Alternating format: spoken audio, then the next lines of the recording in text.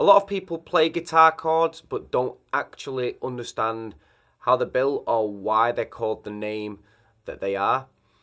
But it is actual basic music theory. It's dead easy, I promise you, and I'm going to show you how you do it now with just your major and minor chords to start off with, and then in future I may do it with extended chords as well. It's a piece of cake.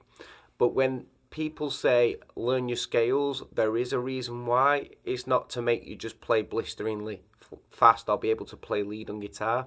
It's because your scales are actually what you utilize to be able to name your chords or to be able to work out different positions of them, different voicings. So I'm going to show you that. You will need to know the note names on your guitar necks or your fret names, or at least a basic understanding of it to be able to do this. If you don't know how to do that, I have done a past video in which I explain and teach how to name the frets on your guitar. That is actually easy as well. You don't need to be super quick with it, you just need to be able to work them out. It's easy. So let's get stuck in with the major scale, because that is what is the core of everything to do with chords. You don't need to learn every octave or position of it, you just need to learn the shape up to 1 octave. So it's this shape. I'm not going to teach it because I've done that in previous lessons. If you want to learn it, you can just watch me play it now. I'll not play it too fast. I'm going to do it in the A position, so that's the 5th fret.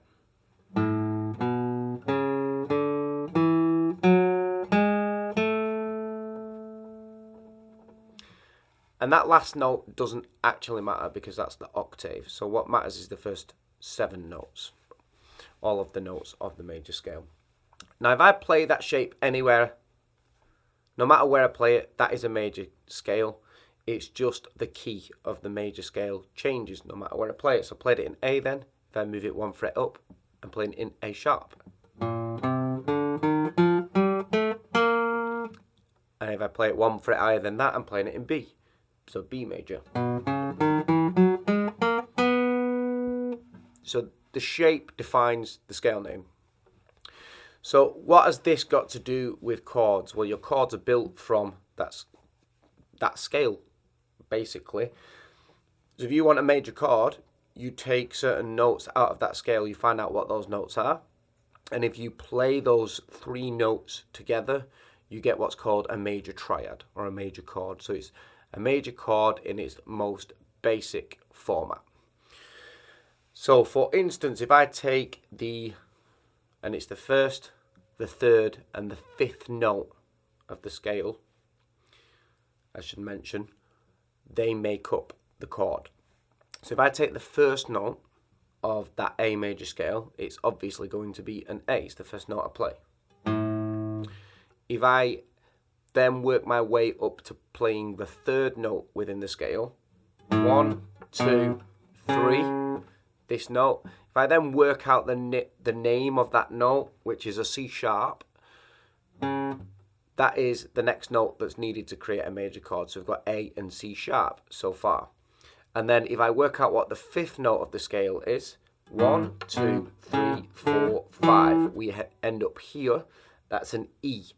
So to create an A major chord, I need an A, a C sharp, and an E within the chord. It doesn't matter where I play them.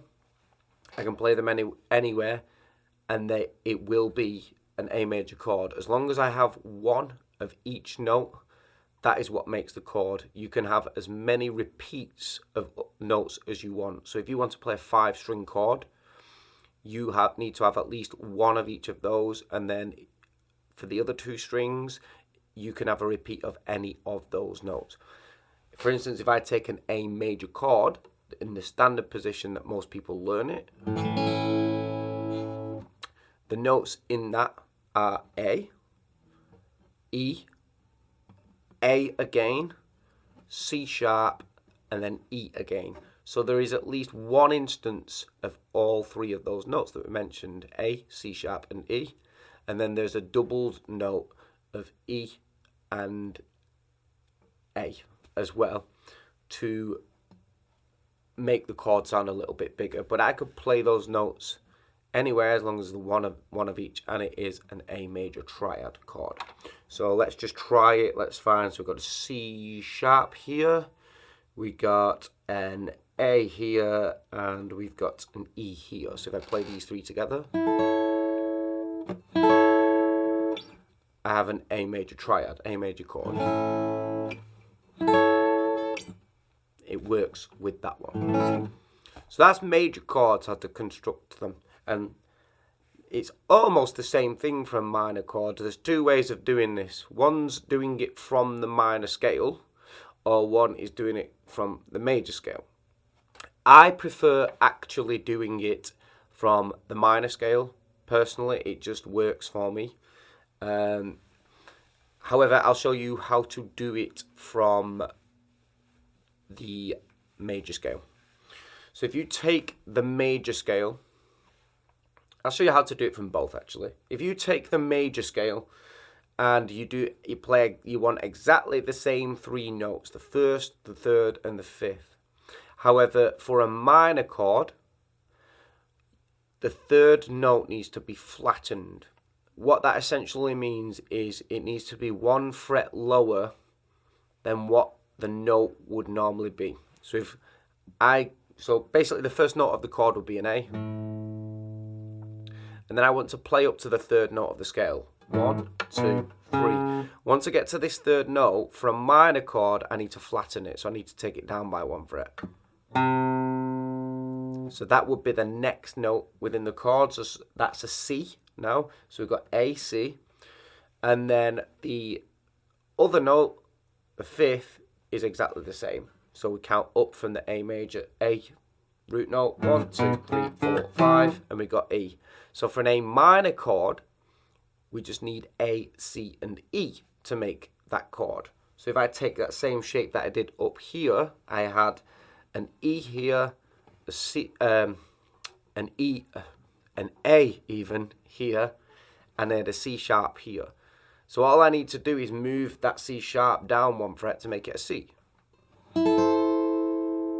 I've now got an A minor chord. Same thing with this. We had one repeat of a C sharp in it, which was here. If I move that down a fret, I get an A minor now because it's A, C, and E within the chord. That's it. That's how easy it is. Now, if you know the minor scale up to the first octave, I'll show you how to make a minor chord from the minor scale. The minor scale is this.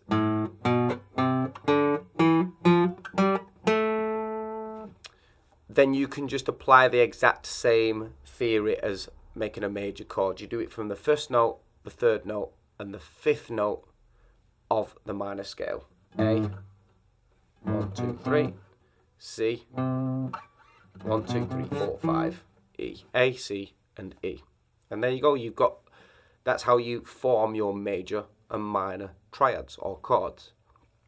All the extra names like sevenths, minor sevenths, major sevenths, 13s, add 9s, etc. They're all based from that scale as well. But that's for a future lesson. I hope that's helped you. And if you've got any questions at all, just hit me up in the comments below. I'm here to help. If you could subscribe to the channel, that would be amazing. And if you could like the video as well, that would be absolutely amazing. In the meantime, keep on rocking.